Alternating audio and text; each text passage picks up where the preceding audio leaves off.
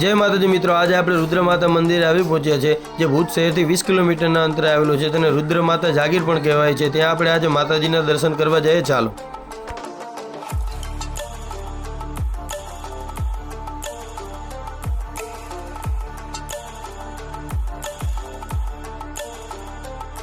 હવે મિત્રો આપણે રુદ્ર માતાના મંદિર અંદર આવી પહોંચ્યા છે। તમે જોઈ શકો છો કેવડી મોટી વિશાળ જગ્યા છે।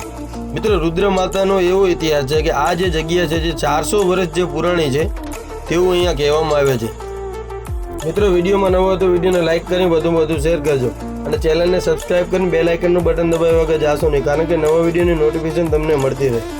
હવે મિત્રો આપણે મંદિરના જે બહાર ગેટ છે ત્યાં આવી પહોંચ્યા છે। હવે આપણે મંદિર અંદર જઈએ। ચાલો। આ તમે જે સામે જોઈ રહ્યા છો જે અતિ પૌરાણિક મંદિર છે જે માતાજી રુદ્ર માતાનું મંદિર છે। હવે આપણે રુદ્ર માતાના દર્શન કરીએ।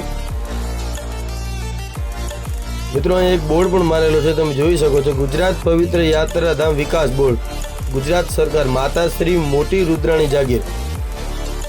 આ જગ્યાને મોટી રુદ્રાણી જાગીર કહેવામાં આવે છે। મિત્રો હવે મિત્રો જે સામે છે માતાજીનું મંદિર છે। હવે આપણે માતાજીના દર્શન કરવા જઈએ। ચાલો।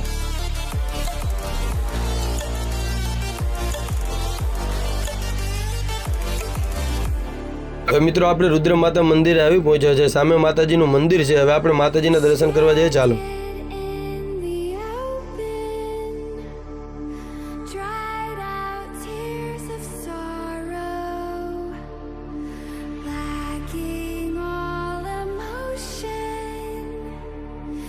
મિત્રો અહીંયા રુદ્ર માતા મંદિર અંદર 4 માતાજીના બેસણા છે, જે આશાપુરામાં છે, રવેચીમાં છે, મોમાઈમાં છે અને રુદ્રાણીમાં પોતે છે।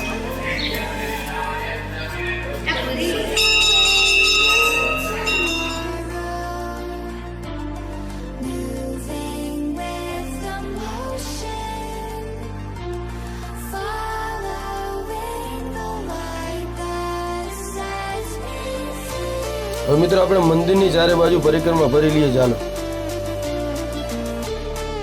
મિત્રો તમે પહેલા કોણ માં રુદ્રાણી માના દર્શન કરવા માટે રુદ્રાણી જાગીરમાં આવેલું છે તો કોમેન્ટ બોક્સમાં જરૂર જણાવજો।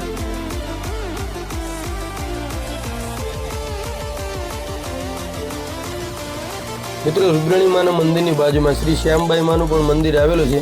ત્યાં આપણે હવે મંદિર આવી પહોંચ્યા છે। તમે જોઈ શકો છો કે હવે આપણે માતાજીના દર્શન કરી લઈએ। એ શ્યામબાઈ માનું મંદિર છે। જય માતાજી।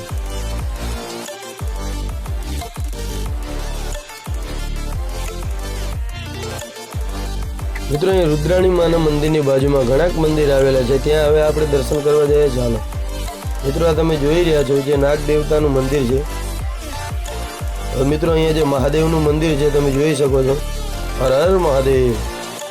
અને મિત્રો અહીંયા શ્રી કૃષ્ણ ભગવાનનું પણ મંદિર આવેલું છે, ત્યાં આપણે દર્શન કરીએ। ચાલો। રાધે રાધે।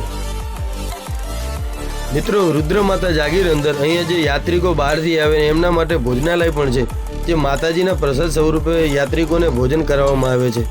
મિત્રો આવા જ વિડીયો જોવા માટે અમારી ચેનલને સબસ્ક્રાઇબ કરો અને વધુમાં વધુ શેર કરો। જય માતાજી, જય રુદ્ર માતા।